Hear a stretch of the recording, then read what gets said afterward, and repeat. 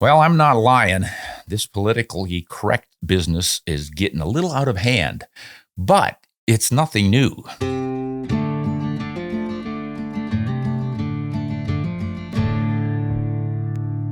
I've got a little blog I found on my site, Ron Spomer Outdoors, that I read or wrote many, many years ago. And I read it and went, wow, that's politically correct stuff has been going on for a while.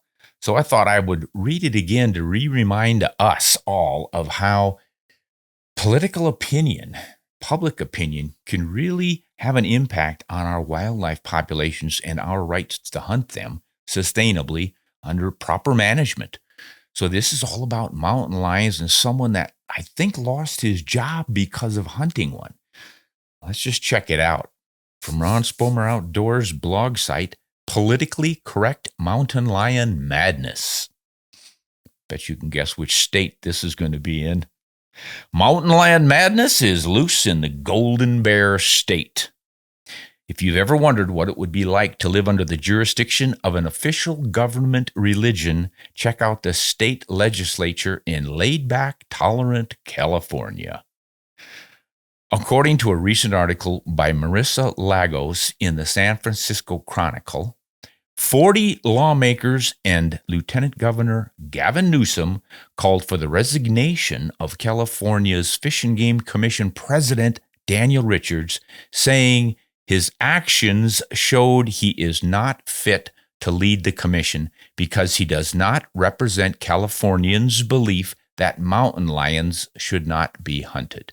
In a March 3rd article in the Washington Post National online newspaper, Newsom questioned the wisdom of having a hunter as the head of an agency responsible for natural resources. Never mind that hunters largely fund the Fish and Game Department through license fees and excise taxes paid on firearms and ammunition. Never mind that hunters stopped market gunning and insisted on closed seasons and bag limits to maintain wildlife populations. Never mind that hunters lobbied and paid for reintroductions of numerous species. Forget that hunters have protected millions of acres of wildlife habitat from destruction and development. The impetus behind this politically correct attack came after Richards, as a free citizen of the United States of America and on his own time, journeyed to Idaho to indulge in a legal, ethical, fair chase hunt for a free-ranging Idaho mountain lion. He killed a large male lion, he ate some of its flesh while still in Idaho, and one assumes he preserved its skull and hide. Predictably, Californian animal rights activists went ballistic and began calling for him to be canceled. One expects such attacks from PETA, HSUS, and similar radical anti-hunting factions. What's deeply disturbing here is that elected officials in California now think that they have the power to dictate what other citizens may do. Or are they perhaps thinking that they can make California laws applicable in other states? Let's suppose that Richards had gone to North Dakota and smoked a cigarette in a small-town restaurant. Would not the California legislature need to ask for his resignation because smoking is not legal in Californian restaurants? This creeping big brother sentiment inherent in this situation is just the latest in a long line of insidious infringements on personal freedom that should frighten every hunter, every fisherman, farmer, dog owner, carnivore, and freedom-loving citizen of the United States. It more than hints at how fragile our liberties have become in the face of political correctness and the morals police. It dramatizes how quickly and brazenly religious fanatics, through intimidation, harassment, threats, and tyranny of the masses, are willing to deny any and all non-believers their rights.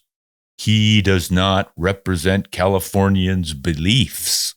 The state will now dictate what we are to believe. Didn't a certain number of pilgrims once sail away from England and France because they were being persecuted for not agreeing with those governments? Did not a few rabble-rousers named Washington, Franklin, Adams, Jefferson, and others go to war because they did not want to represent King George's beliefs? Did they not establish a new nation conceived in liberty? Or were they dedicated to the proposition that all men shall bow to the tyranny of state-sanctioned beliefs? I don't know what is more appalling about this situation. That freely elected state government legislators imagine they have the right to control others, or that voters are willing to let them. Ooh, I got off on that one. And I'm telling you, this was many years ago, probably 6, 7, maybe even longer than that. Yeah, 10 years ago. Whew. And things are still running along that same track. But this is one of the problems when we've said this for many, many decades. When you allow the public to try to manage wildlife, it causes problems because it's all done emotionally. We have science, biology, good facts to support what we do. And since the early 20th century, sportsmen, hunters who shut down market hunting and overuse of all resources established systems that work. And that's why we brought back turkeys and Canada geese and elk and pronghorn and peregrine falcons and bald eagles and mountain lions and now wolves. Grizzly bears are increasing and expanding their range. Cougars are showing up as far east as Connecticut.